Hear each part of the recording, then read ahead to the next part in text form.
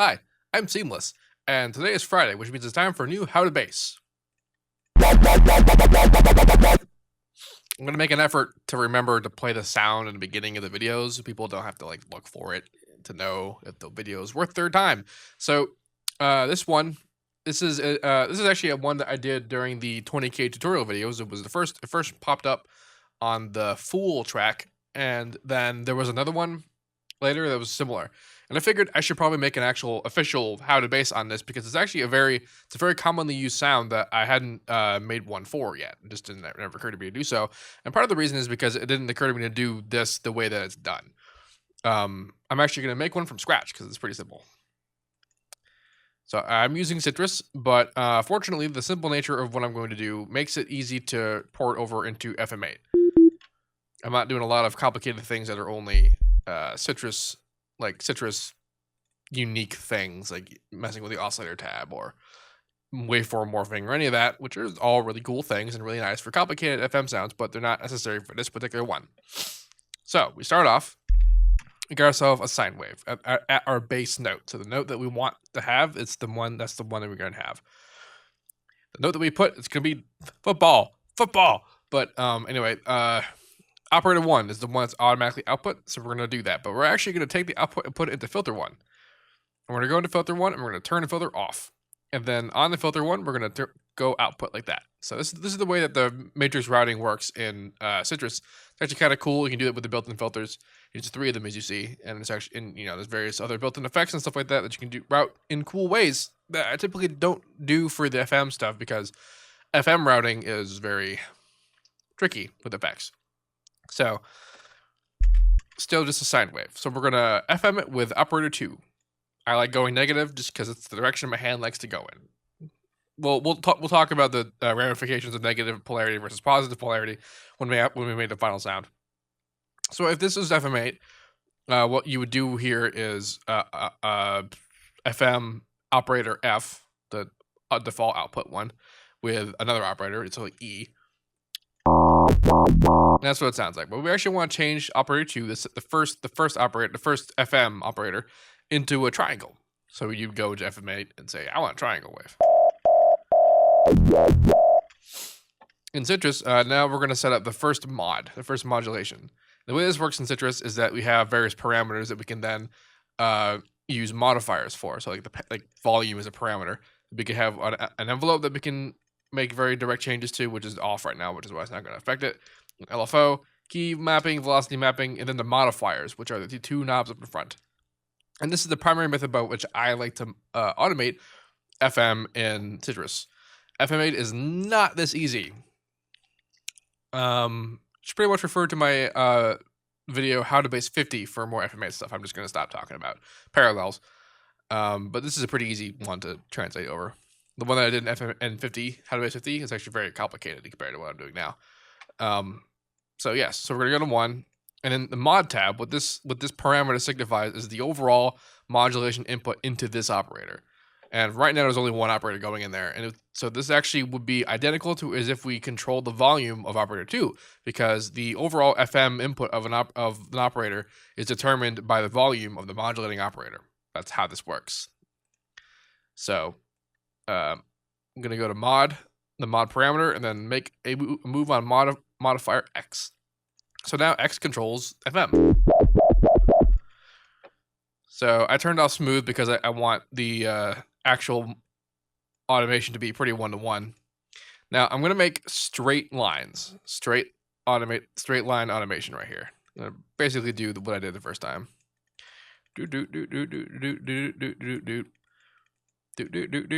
Actually, I should be careful. YouTube is pretty great at picking up stuff that it thinks is copyrighted material. So if you remember the automation from the first one, you should have noticed right now that the automation is not as sharp. But why is that when the automation on the first one is the same automation, but it's sharp? Well, this is because in the modifier X tab, I actually changed this line. Go up here, right click it, and say double curve. And now this happens.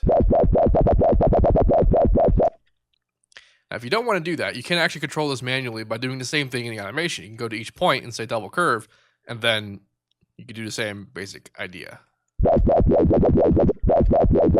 You see the difference there.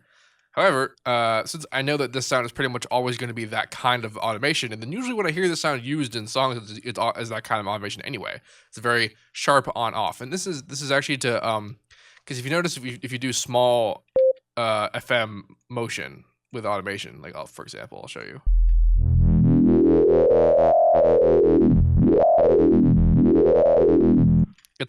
It's not solid. It's very, there's a lot of weirdness going on in the motion of the sound. So to get rid of that, we basically make it traverse the middle section of the automation faster than it would otherwise. So yeah, that's what I do there. Now, here's the part that basically was a new discovery for me. The way that we do now is we're actually going to bring in a whole nother separate operator 3, and have it also go out into the filter. Now, we're putting this in the filter not because we're actually going to filter it, and this is exemplified by the idea that we turned off the filter. And I'll get to why we're doing this. And you could, you can probably do this internally with FMA. We're going to distort the sound is what we're going to do. And I don't know what kind of distortion module there is in FMA, but distortion is what's up. I'm pretty sure there's one of the tube whatever's, like one of the ones that's from Massive or whatever. So now we're going to have another separate operator operate on number 3. So we're going to use 4 like that. But this one is going to be like also a triangle, but it's going to be an octave higher than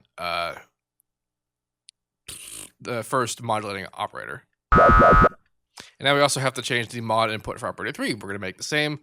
It's going to change on modifier X. We're going to make a double curve. Make this guy. And then we got that sound. So now that we have the sound, we're going to go into the filter and we're going to turn on the wave shaper. And then we get this window over here on the wave shape, WS window. We also have a wave shaper mix, which you can control, but I like to have just the wave shaper on the whole time. And that's pretty much the basic intent of this entire patch. Like what I've done with the other patch is actually just, messing around with particular inputs to make very, very tiny changes in the sound. But the basic concept of the sound is basically 100% two output operators and 2 FM operators for each, and then two output operators, 1 FM per each operator, and one's the fundamental tone, as in the same pitch, and the other one is an octave higher. However, the output operator is actually still the same pitch. So 2 of the same pitch, and then 1 of a higher octave. And distort it. Actually, I wonder what would happen if I controlled the... It's a little cleaner if you do it like that. And then I also like to output a separate operator. So in this case, let's do 6. And I'll have this be controlled to volume. And then basically this is the... actually, this one's going to be on all the time because we're distorting the output operators. And when the output operators are fully FM, they're less like a sine wave than they used to be. But now they're actually less like a sine wave all the time because they're being distorted.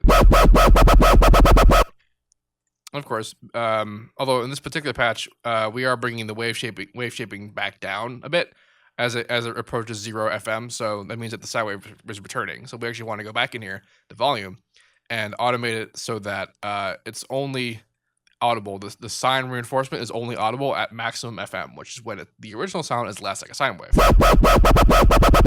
This ensures that there's a constant sine wave pretty much the whole time. I actually like this patch more than I did the other one. See, now I think in the other one I actually changed. No, I didn't. Nothing like that. So, in the other one we see that I actually have the higher operator a little bit less than the other one.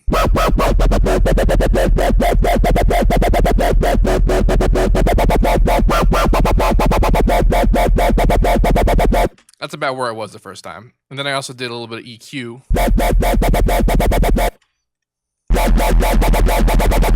So that's what it sounds like when the wave shaping is on the whole time.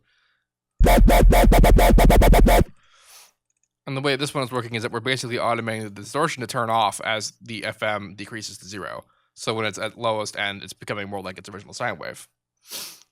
I just came up with that idea, which is nice. So yeah, that's pretty much it. for the sound. It's pretty basic. It's widespread. It's widespread in its use. And it's easy to do in FMA. At least it's easy to do the FM setup in FMA. I have absolutely no idea.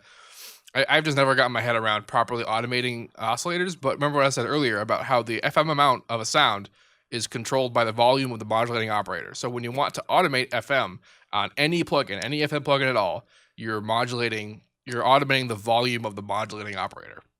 So in this case, the two triangles of the first pitch and the octave. Yeah.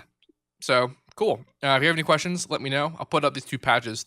I'll just put the FLP because it has like automation and EQ and all that stuff, so that you can use it and do cool things. And if you have any questions about it, let me know. And as usual, have a nice day.